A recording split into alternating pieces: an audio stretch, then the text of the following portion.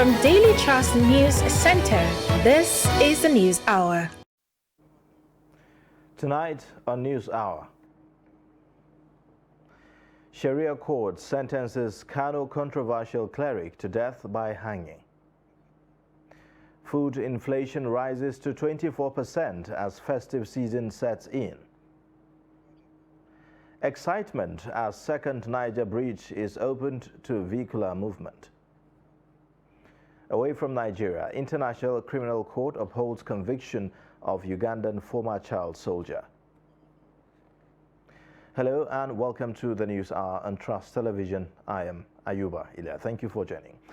Let's take a look at the details now. An upper Sharia court in Kano State has sentenced a controversial cleric, Abdul Jabbar Nasiru Kabara, to death by hanging for blasphemy against the Prophet of Islam. Delivering the judgment, presiding judge Abdullahi Sariki Yola convicted the cleric on all the 4 count charges. Trust TV correspondent Idris Jibrin reports that the court has also seized all the 189 books belonging to Abdul Jabbar and ordered the immediate and indefinite closure of 2 mosques known to be used by the convict in preaching his ideology. Moment after his arrival at the court premises in Kopar Kudu, Abdul Jabbar Nasir Kabara was convicted of all the 4 count charges of blasphemy against the Prophet of Islam. But there was a mild drama when the convict still stood by his action and went further to accuse the court for twisting his words. Deliver your judgment. I'm not asking you for leniency at all. I want all my followers to know that I will die a hero, and I don't want you, Ibrahim Serkiola, to do me any favor or grant me leniency. This is my last word. Assalamu alaikum. Based on Section 382 of the Kano State Penal Code 2000, presiding judge Justice Serkiola says after several sittings to ascertain the validity or otherwise of Sheikh Abdul Jabbar denial of the 4 count charges, the court has so far studied all the charges, cross-examined all the witnesses, and studied all the evidences presented, and has come to the conclusion that Sheikh Kabara, after failing to prove to court beyond reasonable doubt, has indeed committed the crime of blasphemy against Prophet Muhammad, peace be upon him, whose punishment is now death by hanging. Whoever, by any means, publicly insult by using word or expression, writing or verbal by means of gesture, which shows or demonstrates any form of contempt or abuse against the Holy Quran or any prophet, shall, on conviction, be liable to death. Therefore, relying on this Section 382B of the Sharia Penal Code 2000, you are hereby sentenced to death by hanging.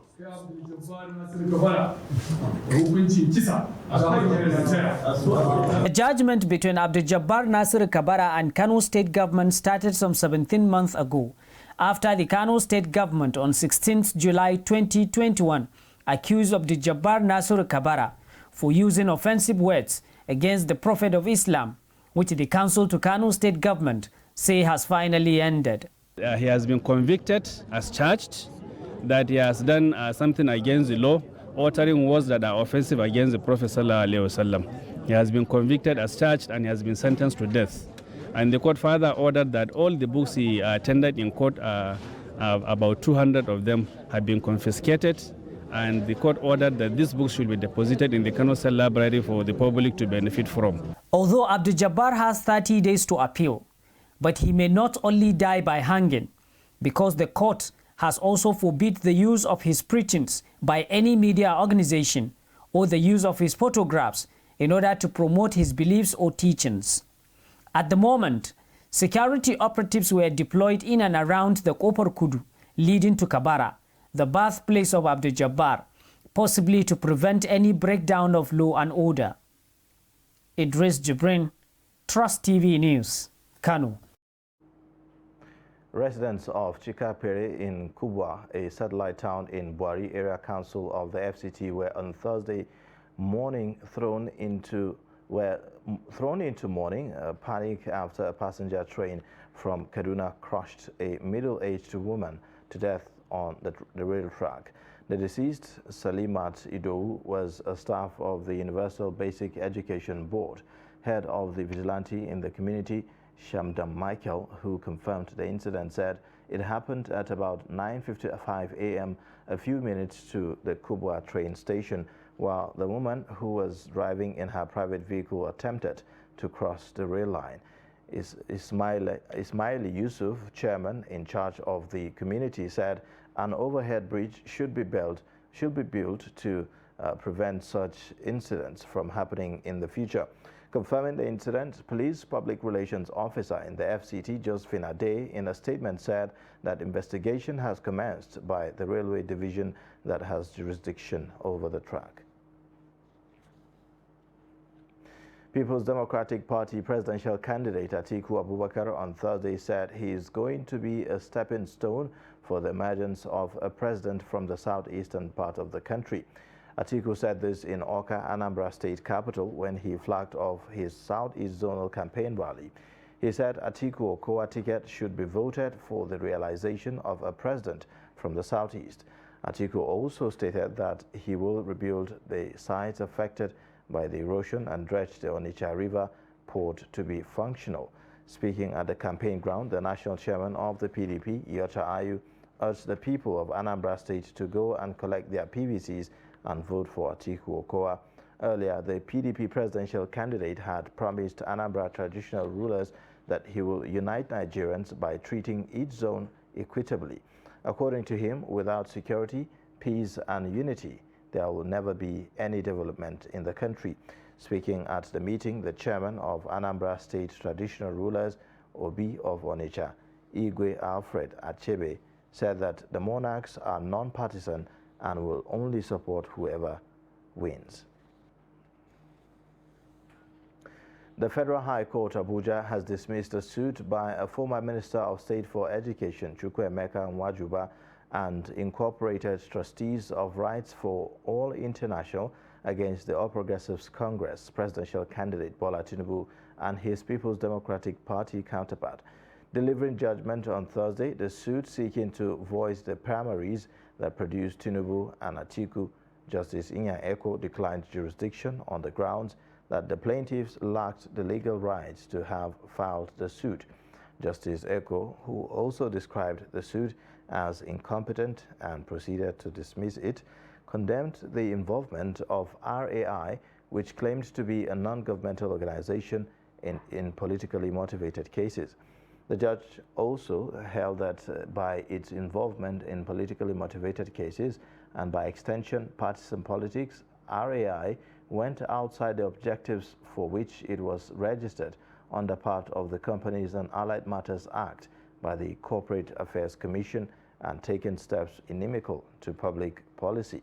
Justice Eko proceeded to dissolve RAI and ordered the CAC to take over the dissolved group and deal with it in accordance with the provisions of the law. The Economic and Financial Crimes Commission Anti-Graft Agency said it is critically looking at every petition of graft directed against top Nigerian politicians. Meanwhile, the EFCC said it has recovered over 30 billion naira from the suspended Accountant General of the Federation, Ahmed Idris, who is facing corruption charges at the High Court of the Federal Capital Territory, Abuja. Chairman of the EFCC, Abdulrashid Bawa, confirmed this on Thursday while speaking to journalists at the State House in Abuja, revealing that the Commission had secured 3,615 convictions on financial and cyber crimes across the country between January and December 2022. Kendi Amodu reports. The Petitions Vetting Desk Committee of the EFCC is made up of experienced officers from the legal department, as well as those trained to investigate such allegations. That unit is scrutinizing every petition before it and working to establish the veracity of the allegations. The EFCC chairman, however, says the anti-graft body will not invite any of the 18 presidential candidates because of the meanings that will be read into it. There are a lot of petitions, left, right, center, against almost every politician that is contesting for office. But what are we going to do, at this hour? Do you want us now to invite one presidential candidate to come and make statement? The same media is going to say it's politically what? Motivated. Abi?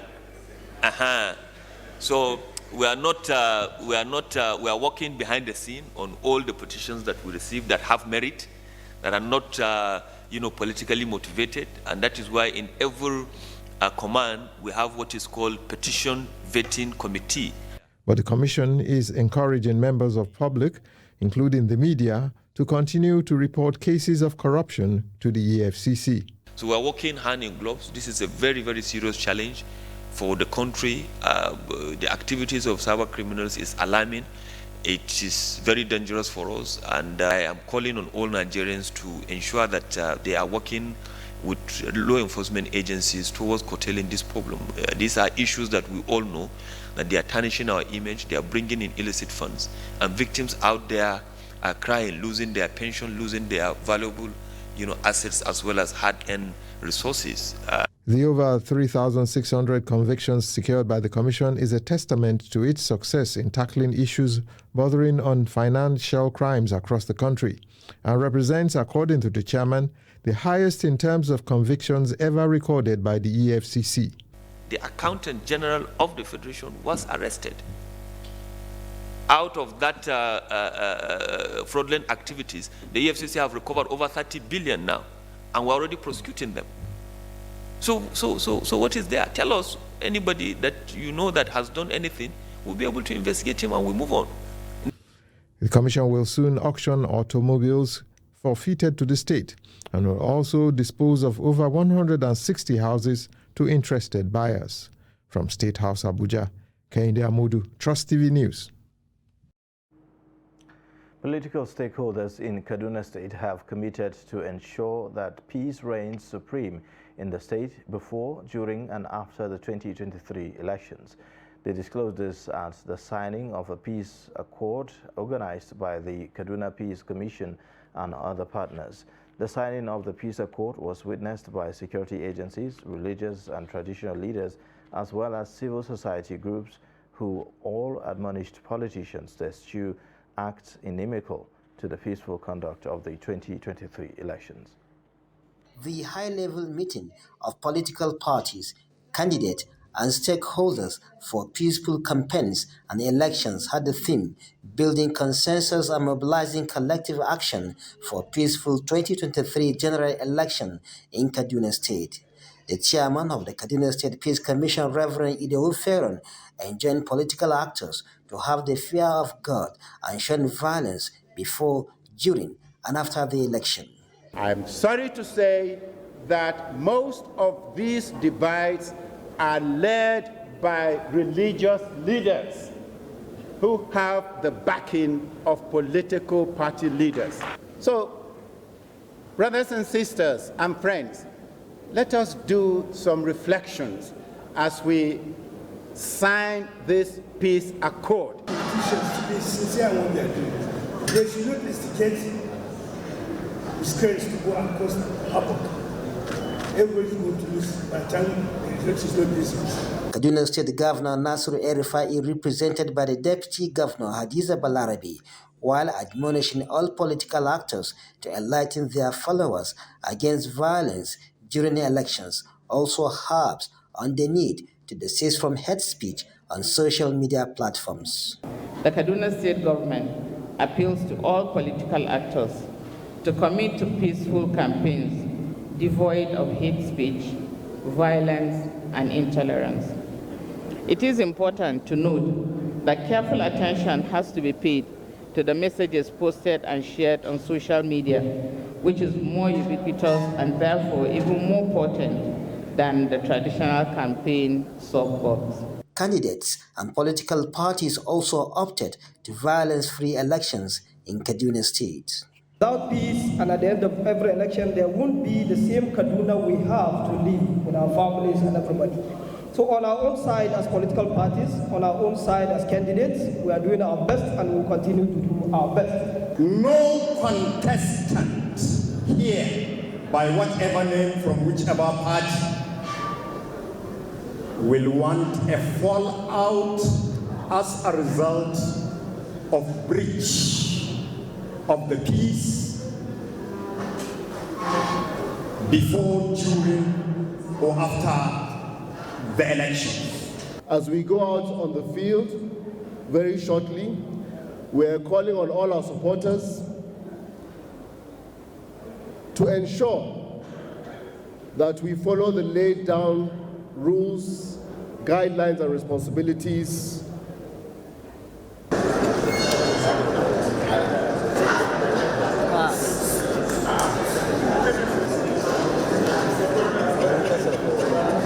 Candidate, political parties, the police and INEC all signed the peace accord, which commits all to peaceful campaigns and conduct of elections in Kaduna State. Bella Musa, Trust TV News, Kaduna.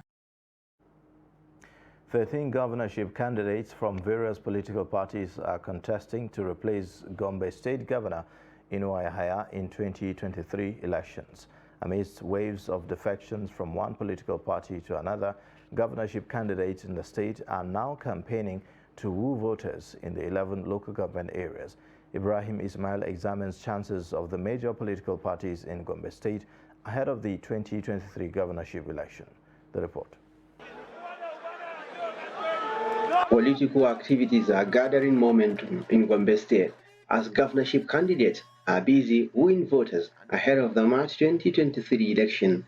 Some of the candidates seeking to take over from the incumbent are PDP's Muhammad Barre, NNPP's Kamisu Mailantarki, SDP's Lazarus Jacob, and LP's Amuga Keftin, among others. The politicking has taken a new dimension with defections of stalwarts from one party to the other. Dr. Jamilu Ishaku Gwamna lost the PDP governorship ticket to Barre and defected to the All Progressives Congress APC to be a campaign coordinator for the incumbent Governor Inuwa Yahaya of the All Progressives Congress APC and Tinubu Shatima presidential campaign in Gombe.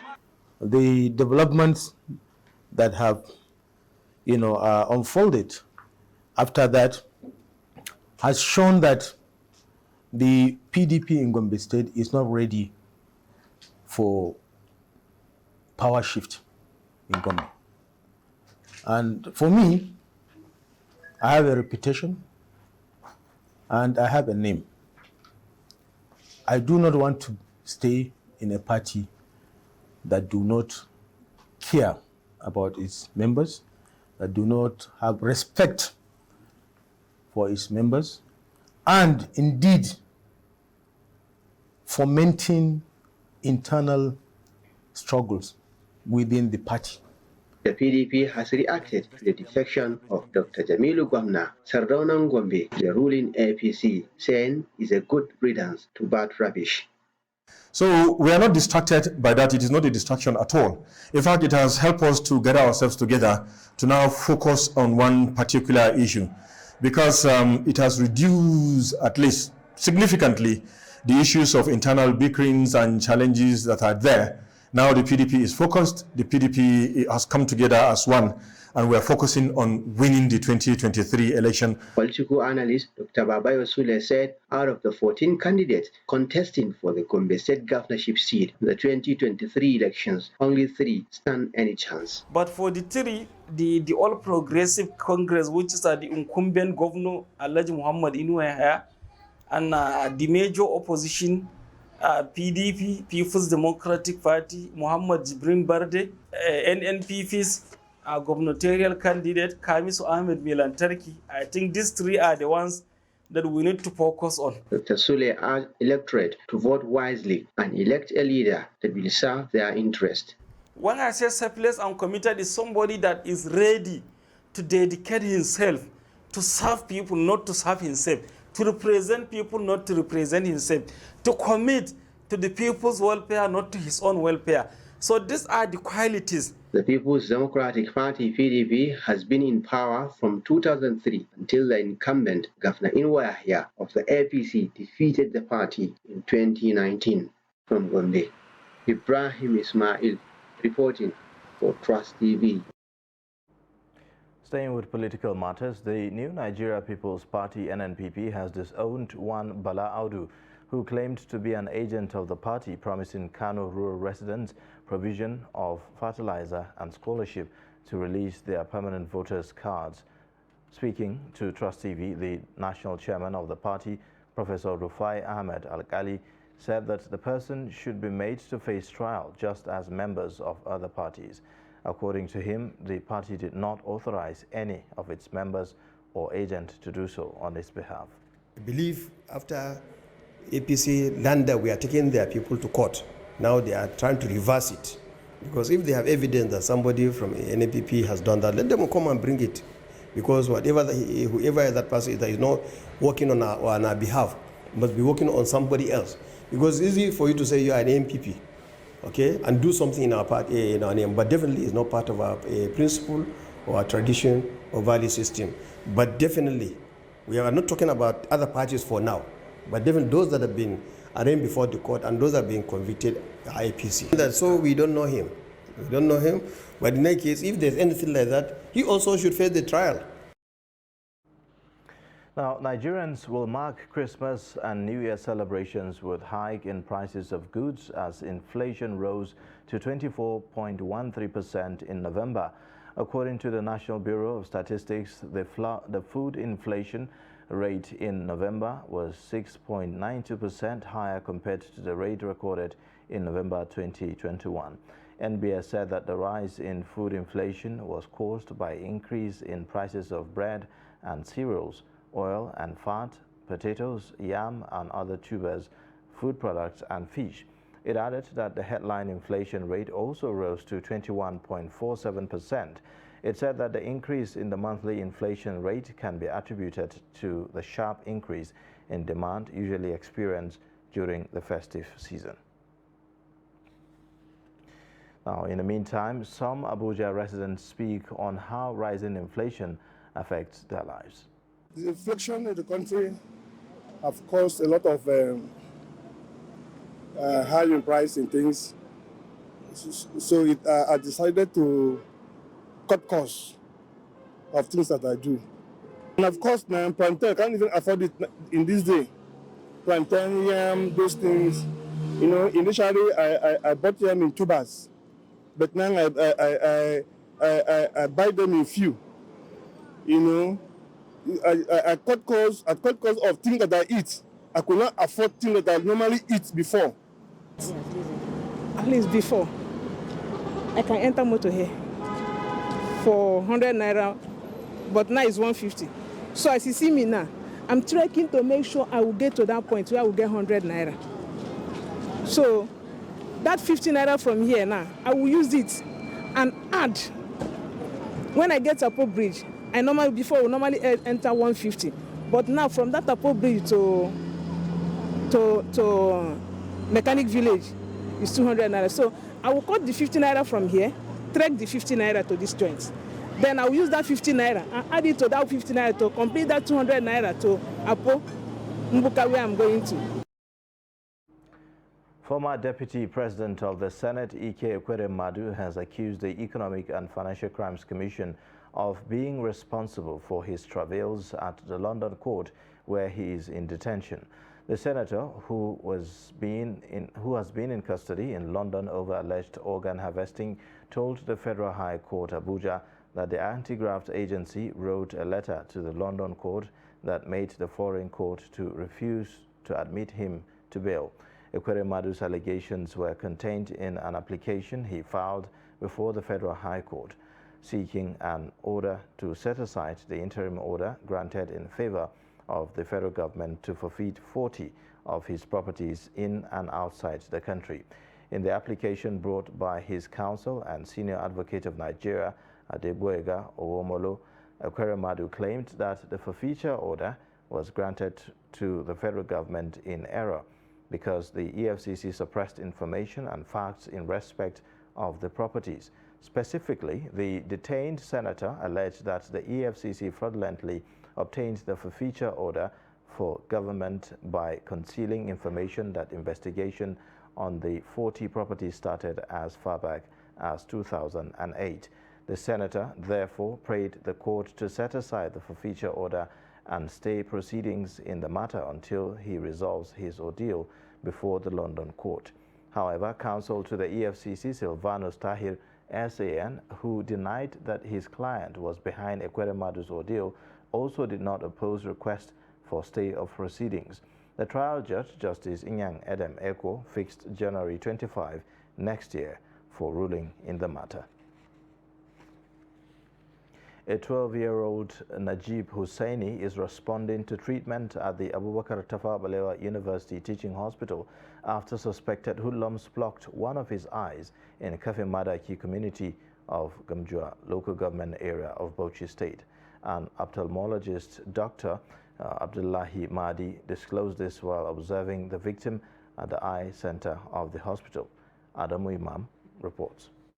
12-year-old Najib, an indigen of Kano State who came to Ganjua local government area of Bauchi State for Quranic school, revealed that two unknown people on a motorcycle picked him up after luring him to a nearby house on the pretext of helping them call a lady. His doctors, Abdullahi Mahdi and Hajara Isa, are grateful that the State First Lady Aisha Bala Muhammad intervened to save the victim's life. Yesterday when I came, I saw them in the clinic having he had come back for follow-up.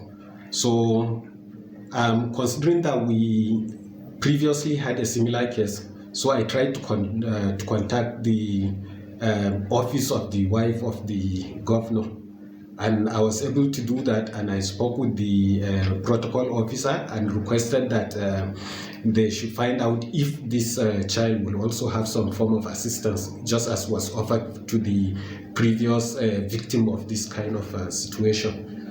The inflammation goes down well enough. This takes about 6 weeks or more, 6 to 8 weeks. If the inflammation is well controlled, then we can actually fit him for an artificial eye, which will not be seen, but at least will be able to bring back some cosmesis to the child. Salihu Adamu is the teacher of young Najib. He told Trust TV that the hoodlums took the boy unaware.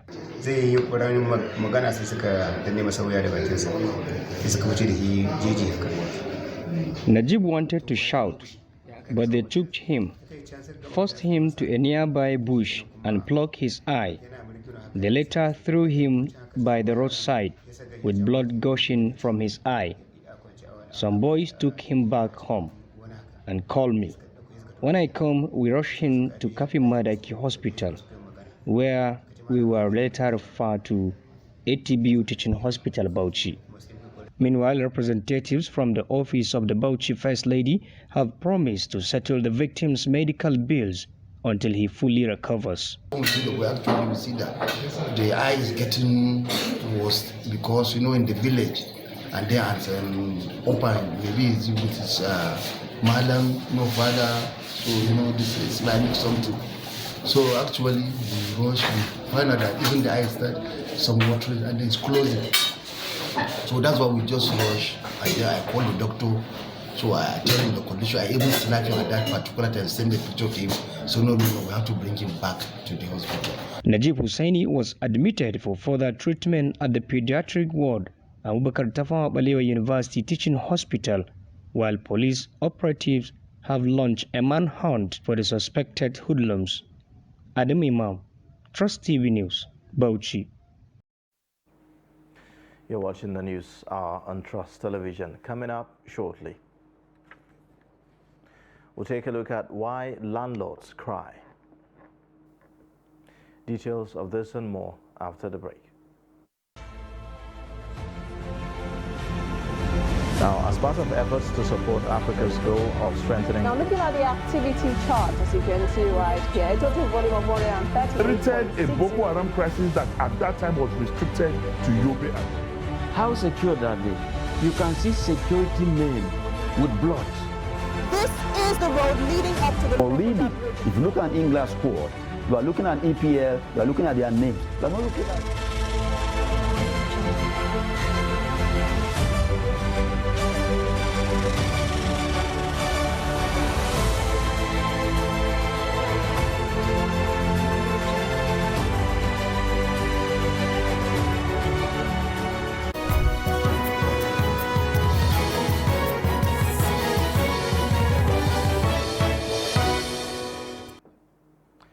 Welcome back. You're watching the News Hour on Trust Television. Here's a look at the top stories again. Sharia court sentences Kano controversial cleric to death by hanging. Food inflation rises to 24% as festive season sets in. Youth in Benue State came in their numbers to collect their permanent voters' cards as distribution commenced on Monday across the nation in readiness for the 2023 elections. Jimmy Azande visits collection centers in the state and fastened this report.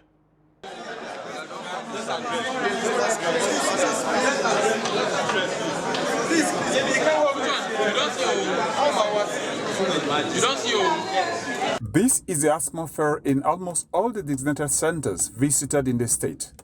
Unlike the situation in the past, the youth turnout is impressive. We have gotten my voter's card, and well, it was not easy, but you know now this is Nigeria. You just have to struggle to get these things. But I just want to say that I'm ready for this 2023 election. So I'm ready, and I hope today is a day that is set aside for collection of our PVCs, and we all know the importance of these PVCs for voting sake, and not just for voting, to vote credible leaders whom we know will take us to the promised land that we all hope for. So from all indication, I for one have gotten my PVC, although the process wasn't easy. I'm very, very much ready to cast my vote, because looking back, you can see that the locust and white honey have eaten so many of Nigeria's economy. So with this, I cannot sit back next year just to relax and wish if any leader will enter. So I have that tendency to vote next year. That zeal is in me to vote, and I must vote for the right person. The youth also appealed to Nigerians to get their PVCs. They said this is the only way they can participate in the process of selecting the next set of leaders in the country. I don't think I've ever seen any period of election where the masses, they are turn up masses to vote for election this year. I believe next year the election will go well. So my advice to fellow Nigerians is to discourage political apathy. Because many people have this impression that, why am I wasting my time voting since my vote won't count? No, your vote will count. Make effort and vote. That is it. I want to advise my younger ones, my friends, to vote for next year, and we are successfully correcting our PVC here. The Independent Electoral Commission has created more centers for the collection of the PVCs in the state to enhance the hitch-free exercise. However, the mass displacement of people in 7 local government areas of Benue State is a challenge as the exercise progresses. The Court of Appeal sitting in Port Harcourt, Rivers State has upturned a judgment of the Federal High Court which disqualified all candidates of the All Progressives Congress from participating in the 2023 general elections in the state.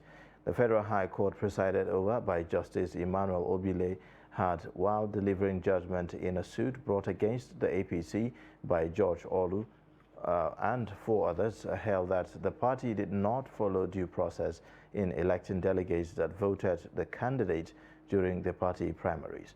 The report. The 3-man panel, in their judgment delivered by the lead judge, Justice Mohammed Lawal Shuaibu, said George Olu and 5 others did not exhaust internal party mechanisms before instituting the suit. Lawal Shuaibu said the nomination of delegates and political parties were internal issues of the party, adding that the Federal High Court lacked jurisdiction to entertain the suit in the first place and therefore set aside the judgment. Counsel to the All Progressives Congress, Emenike Bete, briefed newsmen at the end of the court proceedings. The Court of Appeal just set aside that judgment, the judgment of a Federal High Court, saying that those persons, or 400 of them that they claimed, were not members of APC, had no locus because they did not participate in the primaries that brought up the candidates of APC, and that the trial court had no jurisdiction in the first place to entertain an inter-party affair. So the judgment was set aside, and the cost of 500,000 naira awarded against them in the 3 appeals. So they are owing us 1.5 million naira.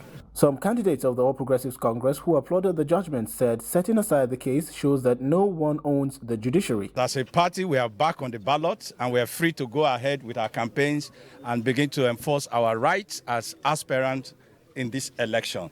The judgment today, throwing away the setting aside that of the Federal High Court that disqualified us, has shown that no one person owns the judiciary.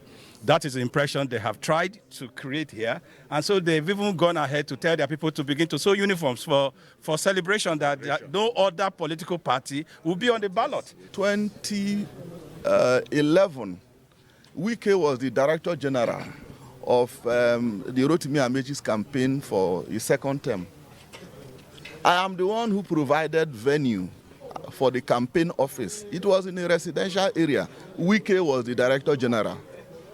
Today, because Rivers people are rejecting him, he is bringing out different executive orders. Oh, people should not open offices in residential areas. The court also dismissed the appeal filed by the All Progressives Congress in Rivers State against the judgment of the Federal High Court in favor of the People's Democratic Party governorship candidate, Similaye Fubara, asking the court to direct INEC to disqualify the governorship candidate of the PDP for allegedly violating the Electoral Act by not duly signing the list of candidates of the party and for not submitting same later than the stipulated time.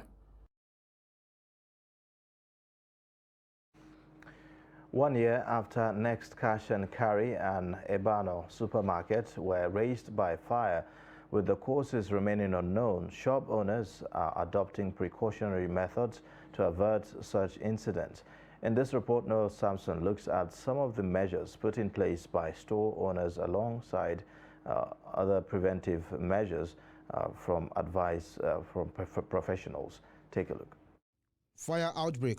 A sudden increase of fire is usually difficult to control or arrest except by professional fighters.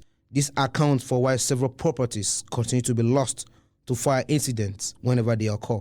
To avoid such colossal losses, like those witnessed when two major supermarkets were gutted by fire in Nigeria's capital territory last year, store owners are leaving nothing to chance anymore. You can't operate a business like this without having fire extinguishers at different points. You also have to make sure that when you have electrical works done, they do it cleanly, they are neat with it. They don't leave open wires outside that can maybe spark because of overheating or underheating. So I'll give you a case in point. We have an alternative power supply source here, inverter. So when a PHCN takes light, we have that comes on so that we can continuously have power since our systems are not going to work if there is no power. So there was a day one of the inverters had like a spark issue and then it caught fire. It caught fire and in less than 30 seconds we put off the fire. The FCT Fire Service has been dishing out some preventive methods in order to forestall future reoccurrence. Good housekeeping is one. 2, not overloading sockets, not overloading any electrical appliances. 3, you must make sure that you have knowledge on how to fight fire, how to escape from a particular building. That is, not clogging the door path is also one of it with a lot of rubbish or whatever. So that is one of the things. Then 4, you must make sure you have, even if it is a smaller firefighting equipment, that is fire extinguisher, smoke detector to detect if there's a smoke, and to alert you. You talk to the media, you let them listen, you let them watch, just like your own TV, Trust TV. So we have different ways of sensitizing people. We even go to their dormouts. We go to their residents, to companies, to factories. We go to them. Statistics from the Nigerian Federal Fire Service revealed that the number of fire incidents caused by electrical faults is becoming an issue of concern, hence the need for caution. Noel Samson, Trust TV News, Abuja. Stakeholders in Osun State are worried about the increasing number of unreported incidents of sexual and gender-based violence in the state, as majority of the victims often resign to fate after being violated. Against this background, the State Ministry of Health is devising strategies to support and encourage victims of sexual and gender-based violence in the state to speak out and get justice. Hamid Oegbadi reports. Sexual and gender-based violence is one of the most prevalent human rights violations in the world. It knows no social, economic, or national boundaries. According to the World Health Organization, an estimated 1 in 3 women worldwide will experience physical or sexual abuse in their lifetime. To address this anomaly, the director in charge of the public health at the Osun State Ministry of Health, Akim Bello, says health workers are being trained to identify the victims and encourage them to report abuses to the appropriate authorities. One of the essence of this kind of training just to educate our people, to let them know about this problem so that we can have increase in the case reporting of these problems. And if we have increase in the case reporting of this problem, we can now talking about how to prosecute people that are culprits. The first point of contact is health facilities. So that's the more reason why we are training the health workers, just for them to know that they have a role to play. Not only that treating the SGBV survivor alone. No. Those trained are expected to take the knowledge gained to their colleagues in primary, secondary, and tertiary healthcare facilities across the state. Female genital mutilation is one of the things that people do to violate our females these days. And medically speaking, FGM tends to reduce the fertilization, the fertility for these women, and also increase the rate of sexually transmitted infection. And the future husbands of these people tends to be the one at the receiving end. It's my heart desire to go back and influence my other colleagues about our ways of treating women with gender-based violence. We need to first start from us. We need to have a change of orientation at our level so that we can further help these women as we have been taught today. With concerted efforts of the Osun State Ministry of Health and stakeholders in the state, the culture of silence by victims of sexual and gender-based violence will be a thing of the past, while the perpetrators will be made to face the full wrath of the law. Hamid Oyegbade, Trust TV News, Osogbo. The All Progressives Congress APC vice presidential candidate Kashim Shettima has made a case for youths to acquire skill as a way of ensuring economic viability, especially for the orphans, as this will contribute to nation building. He disclosed this at the National Congress and fundraising ceremony of Fitianul Islam of Nigeria, where proceeds will be used to build an orphanage and a skills acquisition center in Zaria, Kaduna State, to be named after the venerable Islamic leader, the late Sheikh Ibrahim Inyas. The report.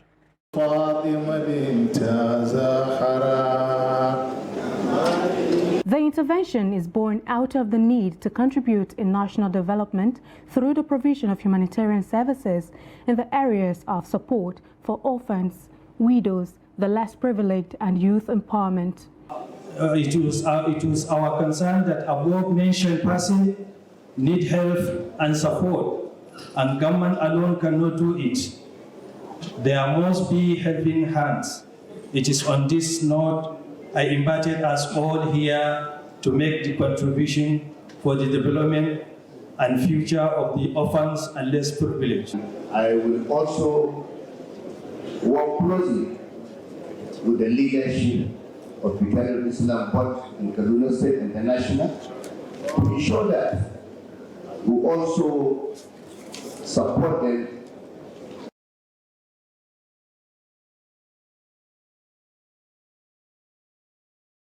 they also establish data in all aspects across the country by the grace of God. Construction of one of the model up-to-date orphanage and skill acquisition center commenced in 2015 on a piece of land in Sabongeri local government area of Kaduna State.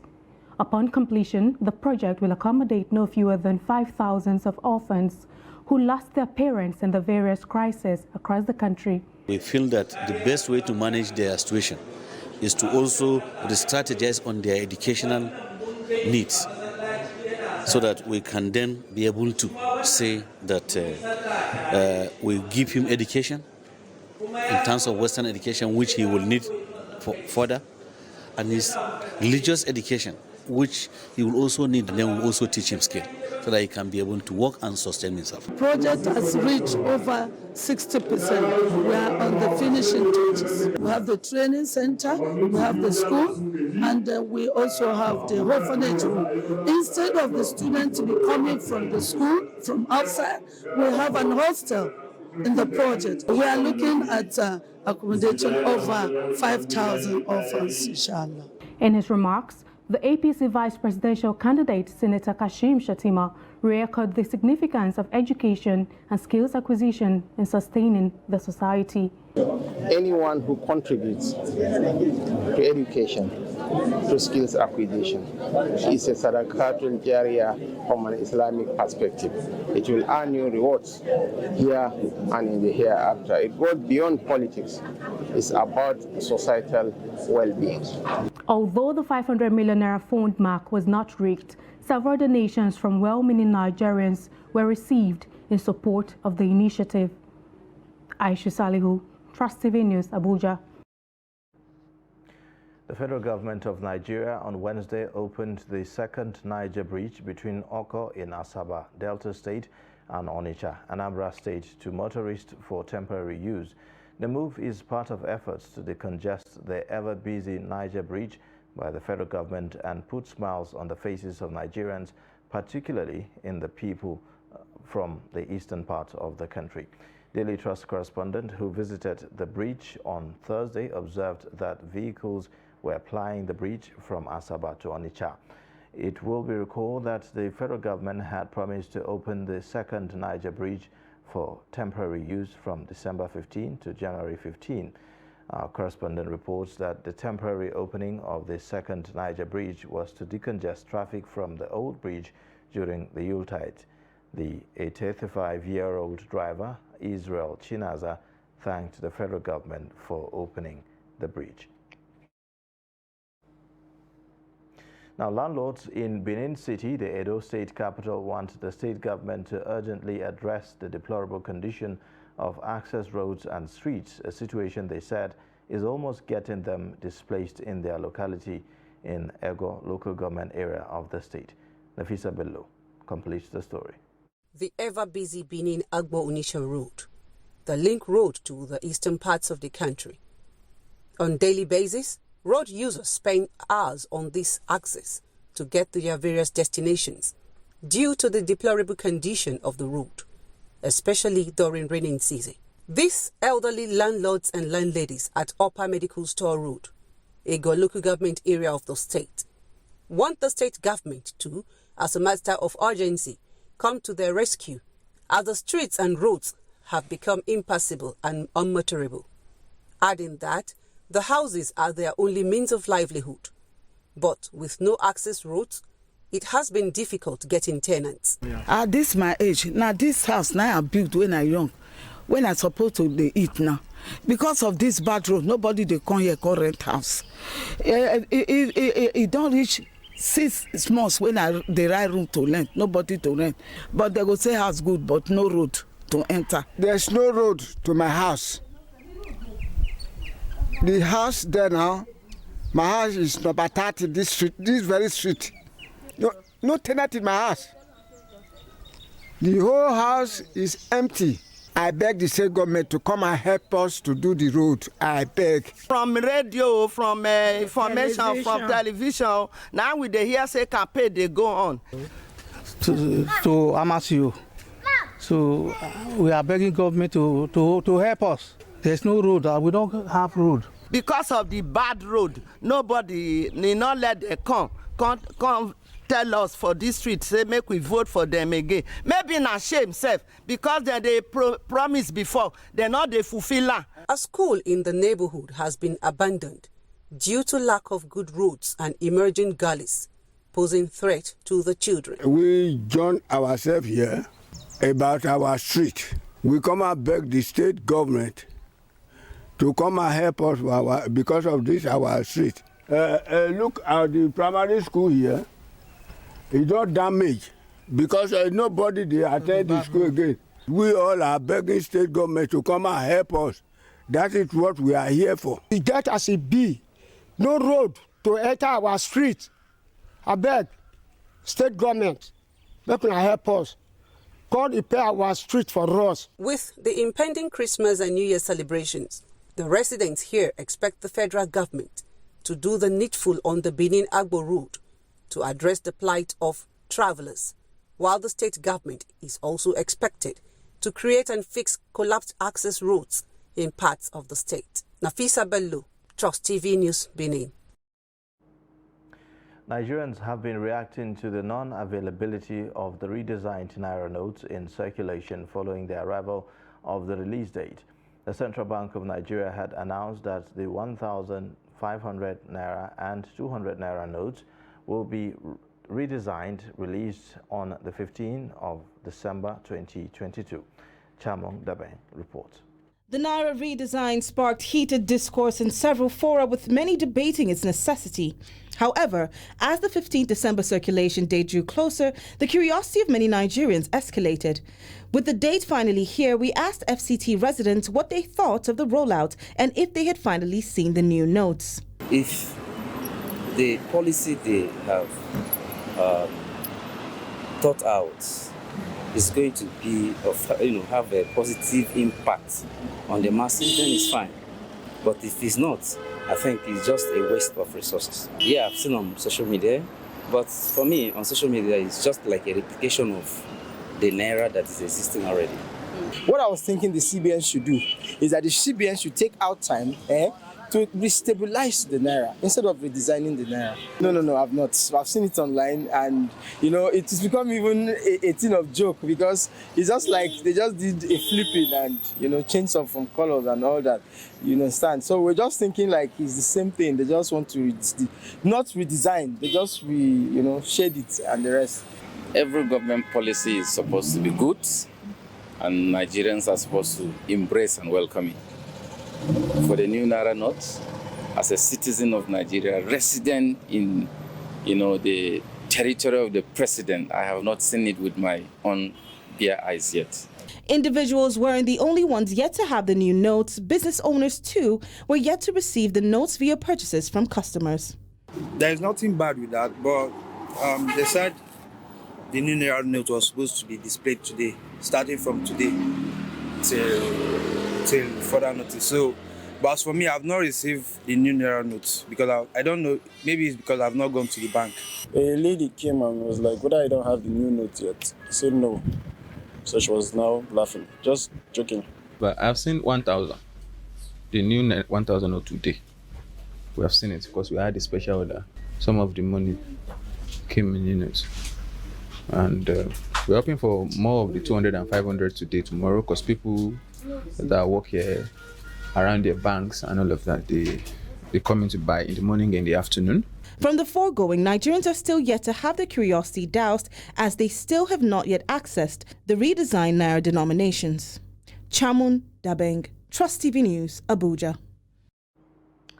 Now, away from Nigeria, the International Criminal Court on Thursday threw out an appeal by Dominic Ongwen, a Ugandan child soldier turned commander in the Lord's Resistance Army, against his conviction and 25-year sentence for war crimes. Dominic Ongwen, who was himself abducted at age 9 by the rebel group led by the fugitive Joseph Kony, was found guilty last year of murder, rape and sexual enslavement in northern Uganda during the early 2000s. The appeals chamber unanimously rejected all the grounds of the appeal against his conviction, said Judge Luz Ibanez Carranza. Appeals judges said that although Ongwen had been kidnapped as a defenseless child, it did not mitigate his guilt.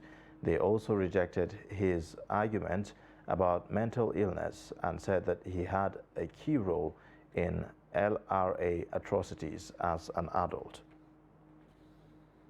We'll now take a look at sports updates as presented by Adeni Ajishafe.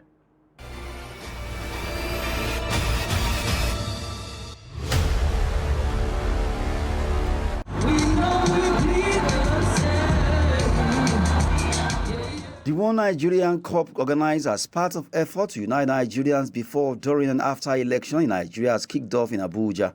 3 sets of matches were played to begin the peace-building tournament. In the first match, Paul E. Ladies defeated Nazareth Queens to take the day.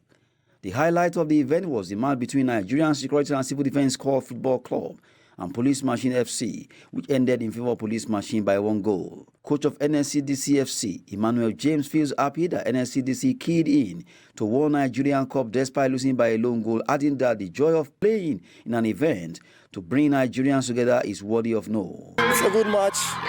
It's all about peace and unity, like they call it One Love competition. It's a sort of novelty match. It's a good match. These organizers have done their best. This is one of the ways to keep peace in Nigeria, especially through football. Police Machine Football Club player Inspector Godwin John is happy to participate in the event and also for winning the match. Yeah, it's a great one. We are happy we won. And being involved in this kind of game, we give God the glory. We were surprised. We thought it was something that was not going to work, because even before we came, it took us time to come, but we thank God we're able to come and we made it. This is one of the things we need to bring Nigerians together, to bring people together. Peace is one of the things that once it reigns in people's life, they are happy. So we are happy to be part of this. The need to use sport as a peace-building initiative was the focus of the football novelty match organized by 5-Star Football to sensitize Nigerians on how sport imparts peaceful coexistence in the country, as supported by Evelyn Thomas. Well, as the name implies, One Nigerian Cup, and you see they're having a match, and I don't know, but I've seen other people, the other girls, upcoming girls, they've played, and other people have played too. And then this is just to show you that there's no big man in the game. Everybody is coming together to be one, and I think this is what Nigeria needs at a time like this. Novelty matches and skills acquisitions will be part of the event to make Nigerians youth participate in the peace-building tournament as the event moves around the 6 geopolitical zones in Nigeria to foster peace and unity.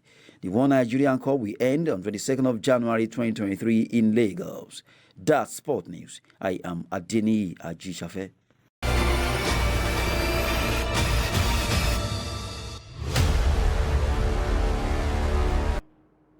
And with that, we wrap up the news hour for tonight. You can watch more via all our social media platforms and also on our YouTube channel. I am Ayuba Ilya. Thanks for watching.